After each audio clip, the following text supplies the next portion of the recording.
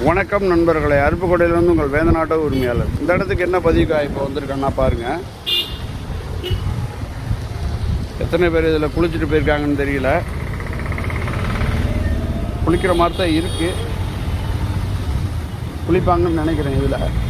இது எவ்வளோ பெரிய அகலமாக இருக்குது வாய்க்கால். இதில் வர்ற தண்ணி பூரா நிறைஞ்சு இது வழியாக அந்த பாலத்து வழியாக செவல்கம்மாய்க்கு போகும். இந்த பாலம் போட்டு எத்தனை வருஷம் ஆச்சுன்னு தெரியல. அதனால தான் இங்கே இந்த பெரிய பஞ்சாயத்து.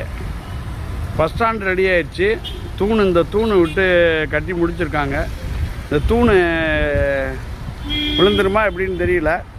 இதெல்லாம் எப்போ பார்க்க வேண்டிய வேலை. இந்த வேலையெல்லாம் முடித்து தான் இதை பார்த்துருக்கணும். இந்த அளவுக்கு சாதாரணமான வேலை அப்படிங்கிற மாதிரி யோசித்து பண்ணியிருக்காங்க. இயற்கையை மிஞ்சினதுக்கு ஆள் கிடையாது. நீங்கள் நினச்சது இப்போ தப்பாக போயிடுச்சு. இப்போ ஊறிக்கிட்டே இருக்குது, ஒன்றும் செய்ய முடியாது. இன்னும் 10 நாளில் 15 நாளில் திறக்கிறேன்னு சொன்னாங்க. எத்தனையோ டைம் கொடுத்துட்டாங்க, இது வரைக்கும் திறக்க முடியல. இனிமேல் இந்த பாலத்தை பெருசாக போட்டால் தான் திறக்க முடியும். பாலம் போட மாட்டாங்க போல், உள்ளே இறங்கி வேலை பார்த்துட்டு தான் இருக்காங்க. இந்த இடத்துல பெருசாக பாலத்தை போட்டு விட்டால் தான் இதை சரி பண்ண முடியும் அப்படிங்கிற மாதிரி மக்கள் சொல்கிறாங்க. முதல்ல இந்த பாலம் போட்டிருக்கணும். இனிமேல் போட்டும் பிரயோஜனம் இல்லை, இன்னும் 2 மாதம் ஆகும் அப்படிங்கிற மாதிரி சொல்கிறாங்க. அதுதான் உண்மை.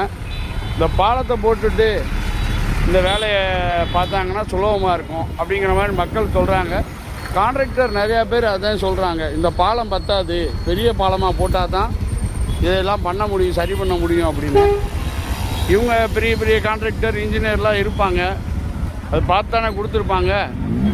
எப்படி பண்ணுறாங்கன்னு பார்ப்போம். எப்போ வேலை முடியும்னு நண்பர்கள் கமெண்டில் சொல்லுங்கள். நன்றி, வணக்கம்.